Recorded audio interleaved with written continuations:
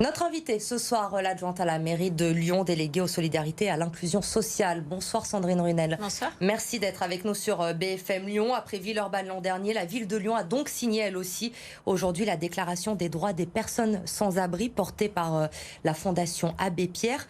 Est-ce que vous pouvez nous rappeler en quoi consiste justement cette déclaration? Pourquoi l'avoir signée?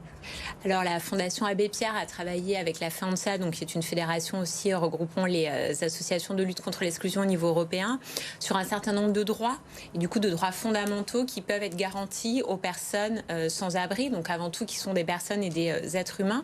Donc l'objectif pour la ville était vraiment de s'engager à la fois dans cette déclaration, mais surtout dans un certain nombre d'actions qui ont déjà été mises en œuvre et qui seront mises en œuvre par la suite dans le cadre du projet social, notamment du CCS, et également du plan de mandat de la ville que nous avons voté en mars dernier. Alors justement, vous prenez des engagements très forts avec cette charte. La mendicité ne peut être interdite, le droit de vote assuré, notamment l'accès au logement. Concrètement, comment vous allez vous y prendre ? L'objectif pour nous est donc de garantir les droits fondamentaux.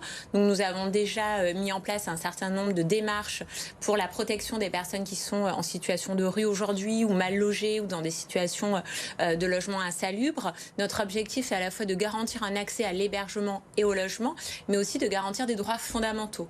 Donc c'est la question de l'alimentation aussi, l'alimentation durable et de qualité, faire que quand on est dans des situations de pauvreté, on puisse avoir accès à une alimentation de qualité, notamment aussi pour ses enfants, mais également sur la question de l'espace public. On l'a vu aujourd'hui, on n'est pas dans une période où on va chasser les personnes SDF, les migrants. On est sur une politique accueillante, sur une politique hospitalière. Donc c'est pour nous un droit fondamental qu'on souhaite garantir sur notre territoire. Et puis également sur la question de la mendicité, on travaille sur d'autres dispositifs, comme par exemple le dispositif tapage voté lors du dernier conseil municipal, qui permet d'accompagner des personnes vers l'emploi sur de la journée, de la demi-journée, et qui sont payés comme ça en fonction du temps travaillé.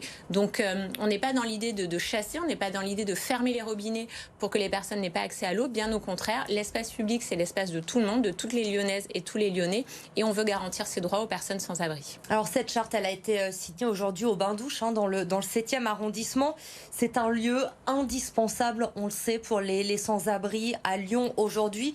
Et justement, vous investissez aussi pour rendre ce lieu un peu plus accueillant pour ces personnes. Alors les bains-douches, effectivement, sont un lieu symbolique, sont les bains-douches municipaux, seul bain-douche à Lyon, une ville de plus de 500 000 habitants. Aujourd'hui, on a un seul bain-douche, donc nous avons le projet dans le mandat de construire un nouveau pôle hygiène avec des services de bain-douche, mais également de laverie solidaire, de vestiaires, de bagagerie. Donc l'idée, c'est d'avoir un certain nombre de services ouverts aux personnes qui sont à la rue.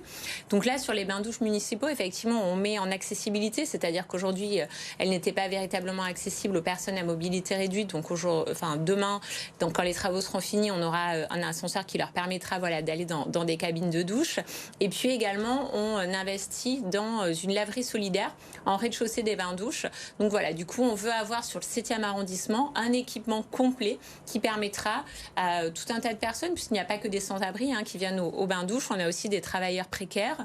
Il y a des familles aussi, il y a aussi des familles, il y a des enfants, il y a aussi des personnes des cités jardins qui viennent se laver parce qu'aujourd'hui elles ne peuvent pas payer les fluides et donc du coup elles ne peuvent pas avoir d'eau chaude. Donc on voit que c'est un service en fait qui est quand même très ouvert et que c'est un lieu aussi de convivialité, un lieu de lien social, et donc on veut préserver effectivement et rendre ce service beaucoup plus accessible à tous. 100 à 150 personnes, je crois, viennent... Plutôt 150, 180 effectivement par jour. C'est un chiffre qui n'est pas négligeable. Vous le dites, vous travaillez à l'ouverture d'un autre lieu.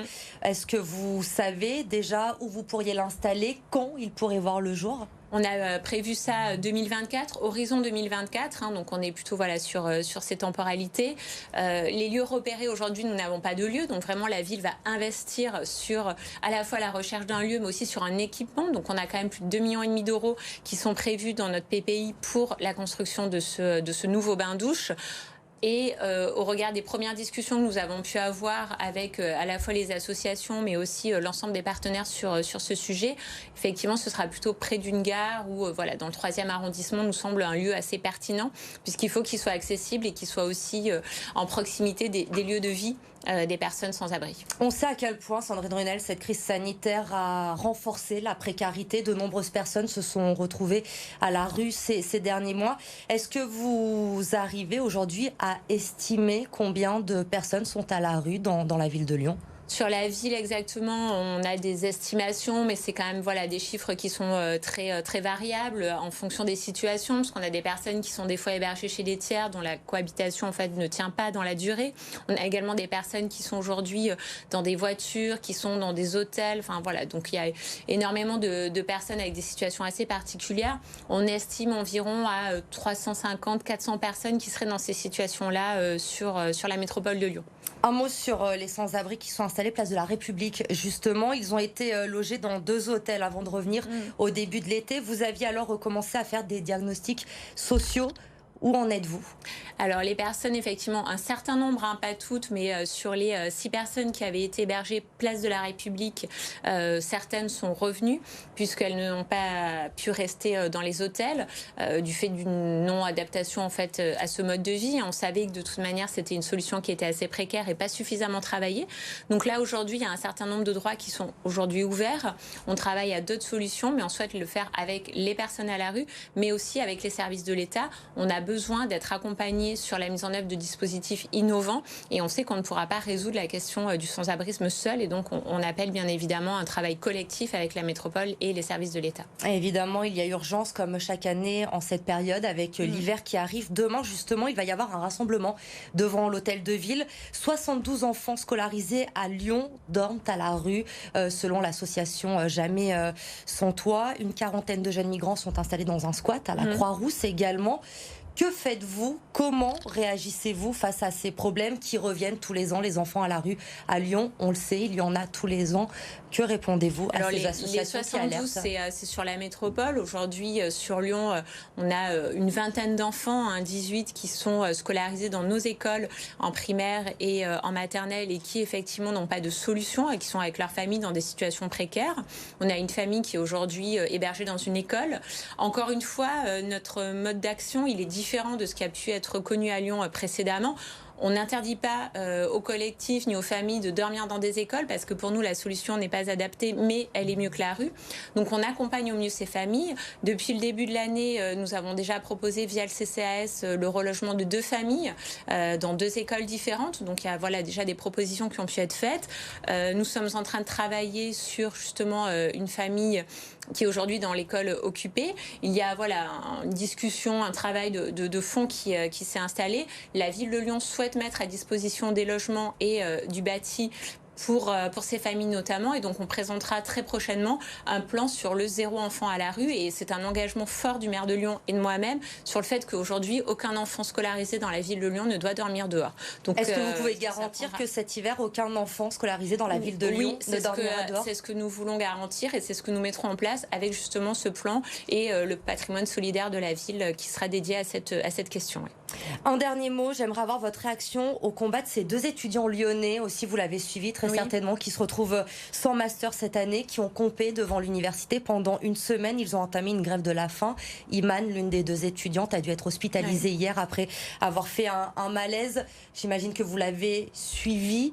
Comment réagissez-vous à cet appel qu'ils ont lancé aujourd'hui de voir des jeunes arriver dans cette situation à Lyon aujourd'hui? Ce que je vois, c'est la détresse des étudiants. On a soutenu, accompagné, tout le monde avait un mot pour les étudiants pendant la crise sanitaire.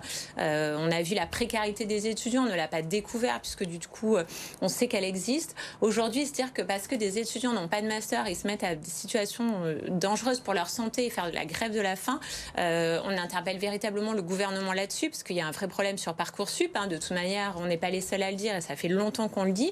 Le gouvernement ne prend pas du tout la mesure de ce problème. Et donc aujourd'hui, voir des étudiants devoir faire la grève de la faim pour pouvoir poursuivre leurs études, c'est pas comme ça en tout cas qu'on envisage nous l'avenir de la jeunesse et c'est pas comme ça qu'on a envie d'accompagner nos jeunes vers des études et vers le monde professionnel. Oui. Merci beaucoup Sandrine Renel. On rappelle que la ville de Lyon va soutenir notamment les étudiants à travers l'association Gaëlis pour la fête des Lumières, puisque c'est eux qui auront les bénéfices de l'opération Les Lumignons du Cœur chaque année durant cette fête des Lumières. Merci beaucoup Sandrine Renel d'avoir été notre invitée ce soir sur BFM Lyon. Merci.